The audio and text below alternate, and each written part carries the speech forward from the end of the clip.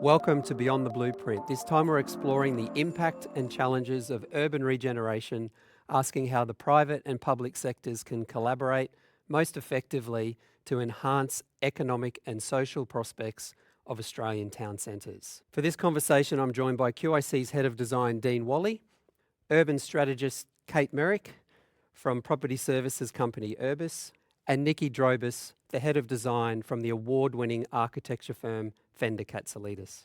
Dean, can you take us through the pivotal decisions when planning and building out a team for a major development? We look at what's needed in that particular location, and then we search for the right designers who will fulfill that brief. For instance, when Fender Katsoulides worked with us on Eastland, they were specifically chosen because they had that really great feel of a building and its space and its surrounds and its community that went with it. What we're really seeing when we're looking at designing master plans or adding to existing activity centres is really a shift away from an aspiration to have, if you like, more generic and corporate environments to ones that are very, very specific to the locale. Even though a lot of this work is large scale, ultimately these environments are about people.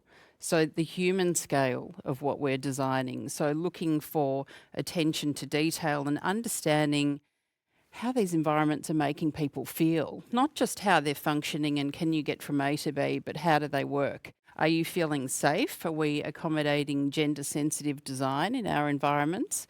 Do I want to dwell somewhere? Do I want to stay in a plaza space? Do I want to travel through it?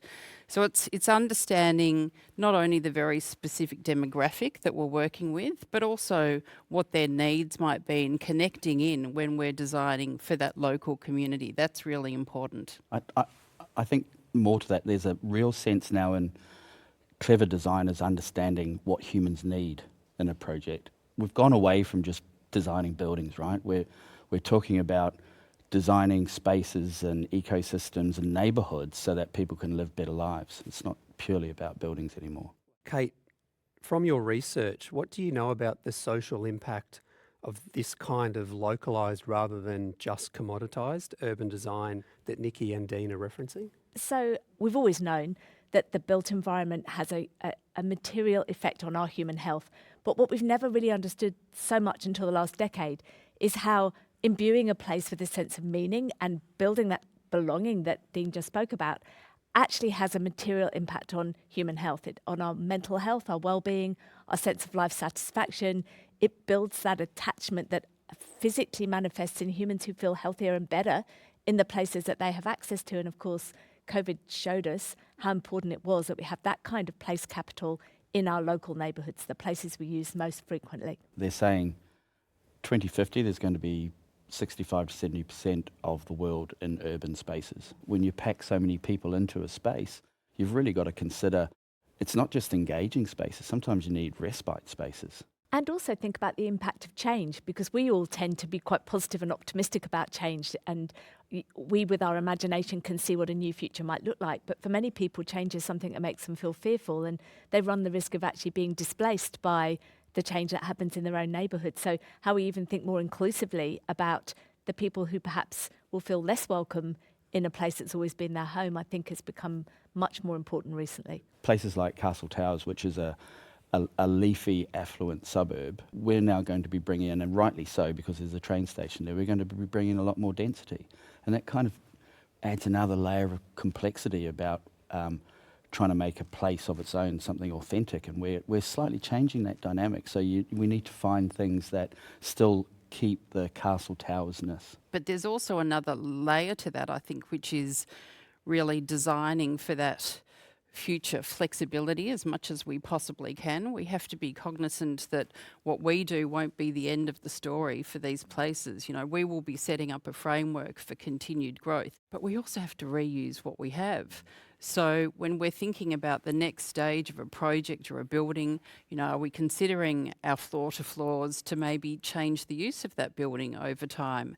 How are we addressing car parking and car parking design for maybe, again, a different kind of use? We're very purposeful in everything we do on our assets, whether it's the Cross River Rail assets or whether it's our town centre strategy assets. We are deliberately trying to make an ecosystem that has all the components for a wonderful society there. We try and look to the end, sort of, start at the end, so that we know what that picture looks like. What do you think is like the secret of successful public and private collaboration? They're actually my all-time favourite kinds of projects, wherever they are in the world.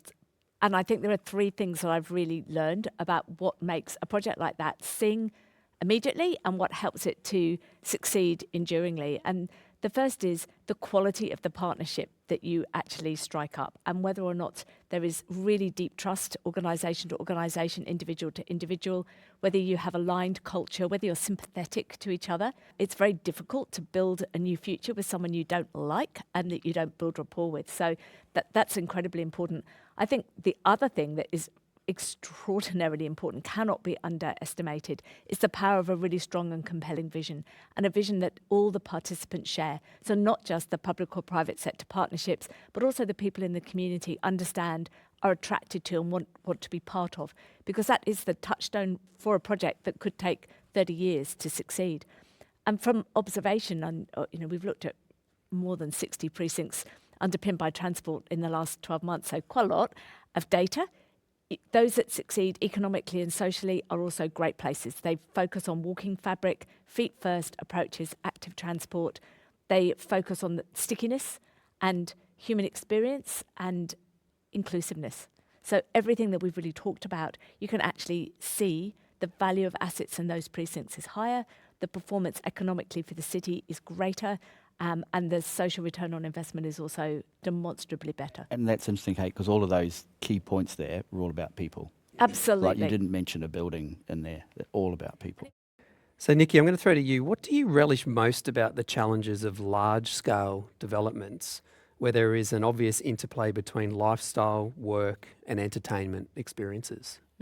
We are, I think, incredibly privileged to be able to make a difference ultimately when we go through that process and that collaboration and we work with that myriad of talented people, which is a lot of fun and really rewarding. We end up with something which hopefully improves people's lives, and we don't get to do that unless you've got a QIC coming to us saying, we have this vision over here. Let's all work together and seek the very best solutions. That's very exciting. How should we measure the success or the ultimate success of a regeneration project?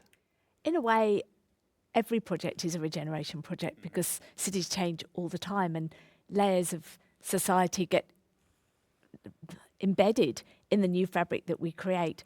And when I think about the most successful regeneration projects, I know they were successful because they created hope, which is a very hard thing to measure, but they create a sense of optimism and energy and joy and hope. Yeah. So I'd like to measure them by emotion.